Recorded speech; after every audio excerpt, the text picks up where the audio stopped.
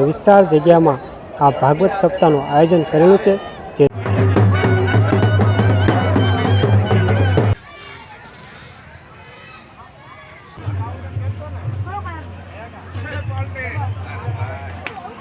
નમસ્કાર, જય માતાજી મિત્રો, કેમ છો? મજામાં મિત્રો? હું છું તમારો દોસ્ત ભાવેશ વાઘેલા અને મિત્રો આજે આપણે એક નવા એવા પ્રવાસમાં નીકળી ગયા છીએ। મિત્રો આજે છે તારીખ 11 તારીખ અને મિત્રો આજે આપણે એક એવી મસ્ત મજાની જગ્યાએ જઈ રહ્યા છીએ જે લાખામાછીમાં અત્યારે ચાલી રહ્યો છે ભાગવત જ્ઞાન સપ્તાહનું આયોજન। તો મિત્રો અત્યારે આપણે અહીંયા જઈ રહ્યા છીએ અને સવાર પોરમાં નાહી ધોઈને કમ્પ્લીટ થઈને નીકળી ગયા છીએ અત્યારે થાન બાજુ જવા માટે અને થાનથી આપણે જવાનું છે લાખામાછી। તો ચાલો મિત્રો, આજનો દિવસ છે ભાગવત કથાનો 6ઠ્ઠો દિવસ અને આજે 6ઠ્ઠા દિવસની કેવી આયોજન છે અને કેવી બધી તૈયારી છે અને કેવો છે માહોલ। તો ચાલો મિત્રો, આજે હું તમને મારા વિડીયોમાં તે તમામ બતાવીશ, આયોજન અને કેવી છે સુવિધા। તો ચાલો મિત્રો, સૌ સાથે જઈએ આજે ભાગવત કથામાં અને એનો આનંદ માણીએ અને ભક્તિભરી આજ નવી એવી સફર પૂર્ણ કરીએ। તો મારો વિડીયો પૂરો જોતા રહેજો। ચાલો પહોંચીએ લાખામાછી।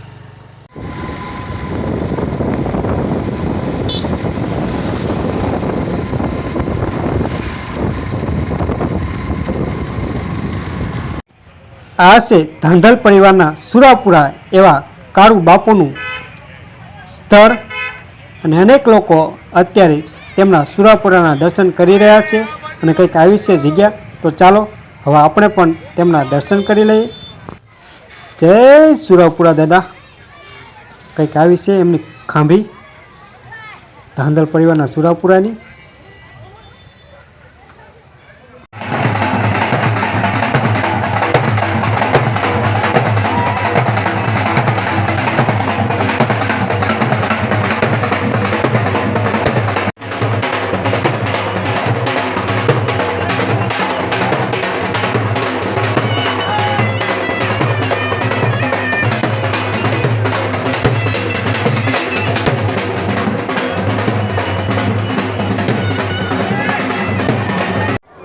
મિત્રો આજે છે ભાગવત સપ્તાહનો 6ઠ્ઠો દિવસ અને મિત્રો આના પહેલાં આપણે આવ્યા હતા 4થા દિવસે, તેથી પણ ફૂલ એવું ટ્રાફિક હતું અને ઘણા બધા માણસો આવ્યા હતા અને આજે પાછા આવી ગયા છે 6ઠ્ઠા દિવસે અને અહીંનું આજનું લોકેશન તમને બતાવી દઉં। જો આ બાજુ છે ધાંધલ પરિવારના સુરાપુરાનું મંદિર અને એની આગળ જતાં આપણને જોવા મળશે વાસુકી દાદાનું મંદિર। એની આગળ વિશાળ એવી જગ્યા છે અને પાર્કિંગની ફૂલ એવી સુવિધા છે અને વિશાળ પાર્કિંગમાં વાહનો અત્યારે પાર્ક થઈ ગયેલા છે, તમે જોઈ શકો છો। અને આ બાજુ છે ભાગવત સપ્તાહનો મંડપ અને એની બાજુમાં છે પ્રસાદી માટેનો મંડપ અને વિશાળ જગ્યામાં આ ભાગવત સપ્તાહનું આયોજન કરેલું છે જે ધાંધલ પરિવાર દ્વારા બની શક્યું છે અને હજારો લોકો ભાગવત સપ્તાહનો લહાવો લેવા માટે આવે છે અને આજે પણ હજારો લોકો આવી ગયા છે। જો વિશાળ પાર્કિંગમાં વાહનો પાર્ક છે અને ચારે બાજુ માણસો છે, કંઈક આવું છે અત્યારે। તો ચાલો મિત્રો, હવે આપણે મંડપમાં જઈએ અને ભાગવત સપ્તાહનો લાહો લઈએ। તો ચાલો મિત્રો, હવે મંડપમાં જઈએ। આ તરફ છે ભાઈઓ માટે ચા પાણીની મસ્ત મજાની એવી વ્યવસ્થા આવી છે, કંઈક ચા પાણીની વ્યવસ્થા મસ્ત મજાની વ્યવસ્થા છે।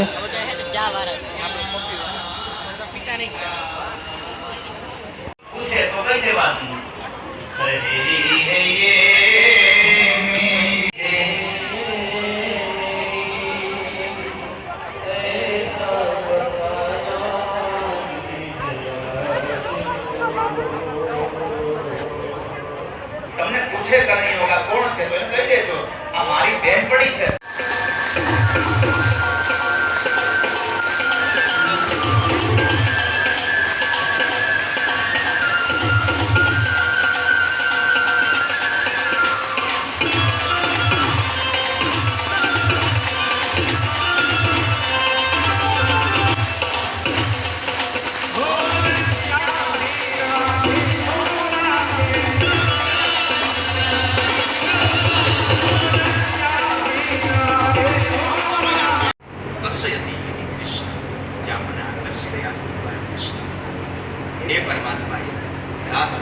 ગોપીઓની સાથે ભગવાને એટલા બધા રૂપ ધારણ કર્યા કે એક એક ગોપીને એક એક કાન થયા, પણ ઘટના એ ઘટી કે જે ગોપીની સાથે કાન રમે એ ગોપીને કૃષ્ણ દેખાય, બાકી બધી જ ગોપીઓ દેખાતી હતી.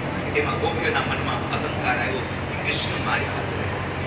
ભગવાને આ લીલા તો કેવલ ને કેવલ ગોપીઓને આનંદ આપવા માટે કરી હતી, પરંતુ ગોપીઓએ એનો ભાવ ઊંધો લીધો અને ગોપીઓના મનમાં અહંકાર આવ્યો. પરમાત્માને કહ્યું નહીં, રાધાજીને લઈ અને ભગવાન નીકળી ગયા. તાસાં તદસો ભગવતં વીક્ષમાનં જગેશ્વર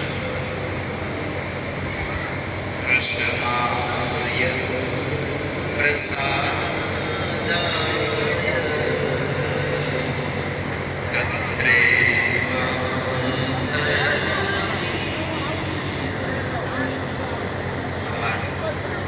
ત્યાંથી અંતર્ધાન થયા. ગોપીઓ પરમાત્મા માટે રડે છે. પરમાત્મા રાધાને લઈને ગયા. રાધા થાકી ગયા તો પોતાના ખભે બેસાડ્યા.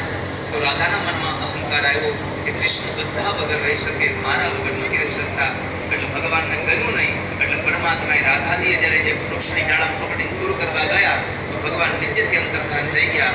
આ સંસારમાં આ કથા દુનિયાના લોકોને ઉપદેશ આપે છે કે ભગવાનને અંતરમાં વાલી રાધા હતી, પણ રાધાને જરાક અહંકાર આવ્યો તો ભગવાન એને છોડીને વયા ગયા. એટલા માટે આપણને અહંકાર આવશે તો કૃષ્ણ સાથે નહીં રહે કોઈ દિવસ માટે. અહંકાર પોતાને ગમતી રાધાને પણ છોડી દીધી. દાસામ તદસો ભગવતં. કપડા માફ ના કરવાનું કીધું, બધાના માફ ના કરી દીધા, બધાએ પહેરી લીધા. અને પછી ભગવાને પૂછ્યું, દરજી કાકા કેટલા પૈસા આપવાના? આ કથા આપણને બધાને સંદેશા લાયક છે. ધોબીની કથા એ લાયક હતી કે ગામડેથી શહેરમાં કોઈ આવ્યા હોય તો ગામડાના લોકોને અભણ માનીને એની હારે જેવી તેવી ભાષામાં વાત ન કરવી, એ ધોબીની કથા. આપણે જરાક બે ચોપડી વધારે પડી જાય ને તો અભણની આપણે આમ તમે જો એવી નિંદા કરતા હોઈએ, એને પછાડતા હોય. આપણે કથાઓનો સંદેશો છે.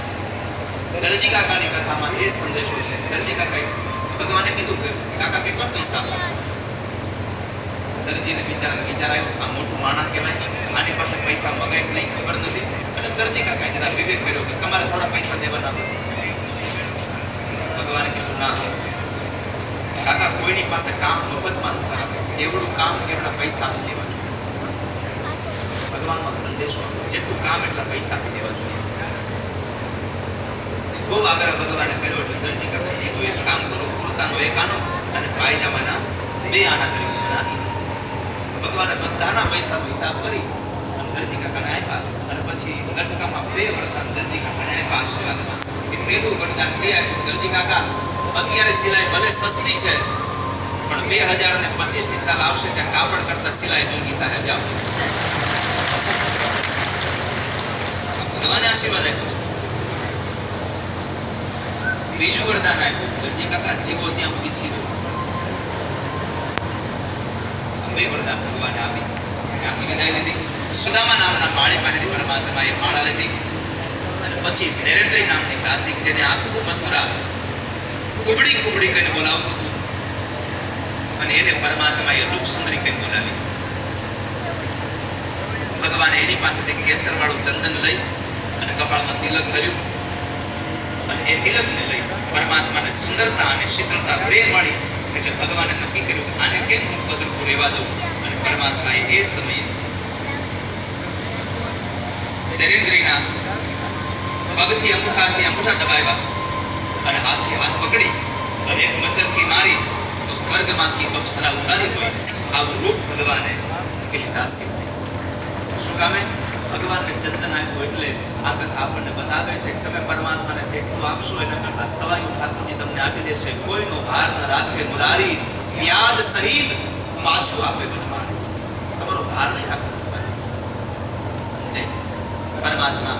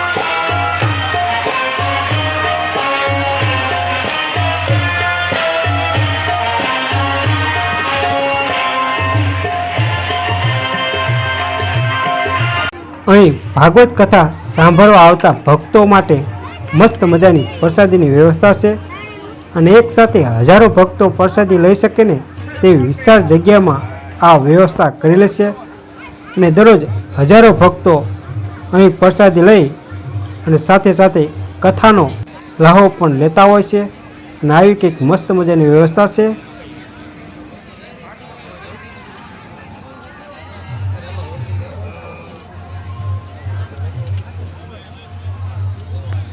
અને આજના દિવસે આવી કંઈક મસ્ત મજાની પ્રસાદી છે.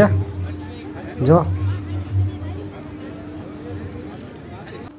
અહીં અત્યારે દરરોજ હજારો ભક્તો કથાનો લાહો લેવા માટે આવે છે, હજારો ભક્તો પ્રસાદી લે છે અને અનેક લોકો અહીં આવતા ભક્તો માટે સેવા બજાવી રહ્યા છે અને ચારેય બાજુ માણસો દેખાય છે. આજના દિવસનો કંઈક આવો છે માહોલ. તો ચાલો મિત્રો, ફાઇનલી આજે ભાગવત સપ્તાહના છઠ્ઠા દિવસે આપણે લાખામાસીમાં આવ્યા હતા અને છઠ્ઠા દિવસનું કંઈક આવું હતું આયોજન. મસ્ત મજાની ભક્તિનો માહોલનો આનંદ લઈ લીધો અને હવે આજનો દિવસનો વિડીયો અહીં પૂરો કરીએ છીએ. અને આજનો વિડીયો તમને કેવો લાગ્યો તે કોમેન્ટ કરીને જણાવજો. અને જો અહીંનું આવું કંઈક લોકેશન છે, સામેની બાજુ છે વાસુકી દાદાનું મંદિર અને આવું છે કંઈક મસ્ત મજાનું લોકેશન. અને આજે ઘણા બધા માણસો ભાગવત સપ્તાહનો લાહો લઈ લીધો. અને મિત્રો, ચોથા દિવસે પણ આપણે આવ્યા હતા અને તે દિવસે આપણે વાસુકી દાદાને તમને દર્શન કર્યા હતા. જો તમે હજુ સુધી તે વિડીયો ન જોયો તો જોઈ લેજો. તો મળીએ નેક્સ્ટ વિડીયોમાં. જય માતાજી, જય કૃષ્ણ ભગવાન.